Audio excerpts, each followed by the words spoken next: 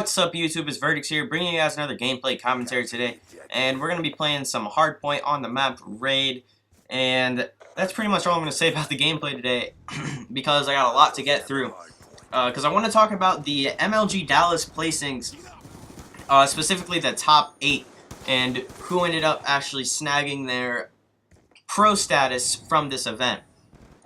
Now, the top 8, as I kind of just said, the top 8 not only grabbed their pro status through this event, they also secured their spot in the Call of Duty Championships in April, which is a $1 million tournament, and a lot of people came into this tournament, and that was their main goal. Not winning the tournament exactly, but they really wanted to qualify for COD Championships, because that tournament, $1 million, that's a lot of money to just not be able to even compete for it because you didn't take top 8 at this event.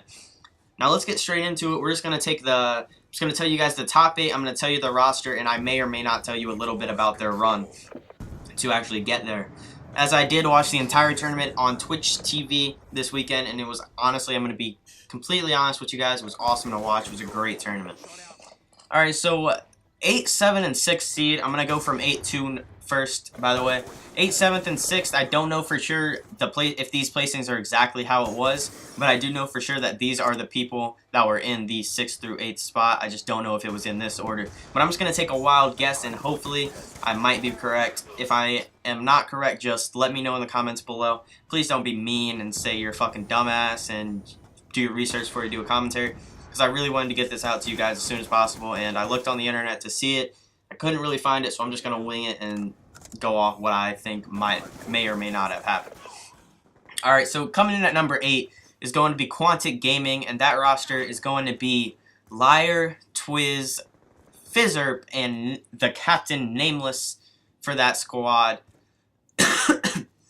And they had to come out of open bracket, which was a really tough bracket, and a lot of people in this top 8 actually came out of open bracket. 5 of the 8 actually had to come out of open bracket and make their run all the way to get into the top 8 and secure their pro status for this game. Now, a lot of people actually underestimated Quantic. A lot of people didn't think they'd do as well as they did, and personally, I didn't think they'd do as well as they did either, but they proved me wrong, and they proved a lot of other people wrong, and it was pretty awesome. So I don't think they got to play on the stream once, though, which is kind of sad. I thought they were going to play on the stream Friday night, and they actually didn't, which I kind of wanted to watch them play, but, you know, it's whatever. They did end up taking top 8 and securing their spot in not only COD Championships, but also got their pro status. Now, coming in at number 7, I believe, is Soar, and that roster is Methods, Fluff, Embos, and Lawless. Now, they also had to come out of open bracket, and as I've already said, that was a very tough bracket that a lot of these teams had to go through, and this team is actually a very young team. We should be seeing them around for a while, and not only just in this game. They did get their pro status, as I've already said, so hopefully they do big things this season, as they are a very young team and have a lot to do in games to come as well as this game, so they'll probably be around for a long time. Coming in at number 6 is going to be Envious, Team Envious, which of course that roster consists of Stainville, Proofy, Rambo, and JCap. Now, JCap absolutely went off this weekend. He was doing work in the games that I actually got to watch. I only got to watch him in the open bracket on Friday night, but when I was watching him, he was going off. He was doing really well.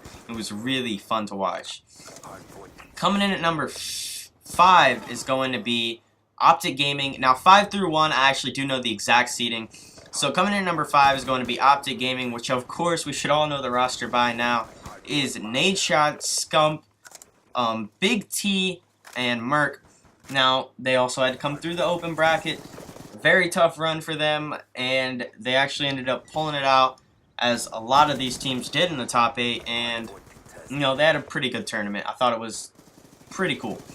So, number 4, top 4 now. Number 4 is going to be Complexity, as they did end up beating Optic to take this spot from them. Complexity, the roster consists of TP, Aches, Crimsix, and 2 Quick. they also had to come out of the open bracket. I know you guys might be kind of tired of me saying they also had to come out of open bracket every time I name a team, but I mean they did, and they did a very good job. They obviously took top 4, so props to them.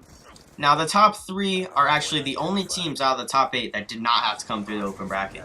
Top 3, coming in at number 3, is VVV, and this is also another very young team.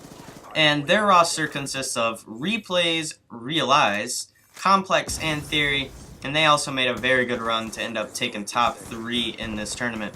Now the championship match was between Unite Gaming and Farico, and the loser of that match was Unite, which the roster is Huddle, Slacked, Spacely, and Clayster, and Clayster did work this weekend.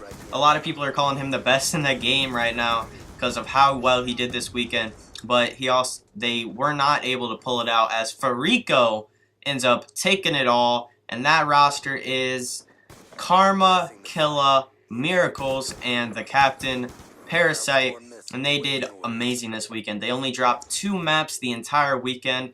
They beat Unite 3-1 to send Unite into Losers Bracket Championships, and then came back and beat them 3-1 again in the grand finals. Well, technically 6-2, but they won 3 maps and dropped 1, and that's why I say 3-1 again.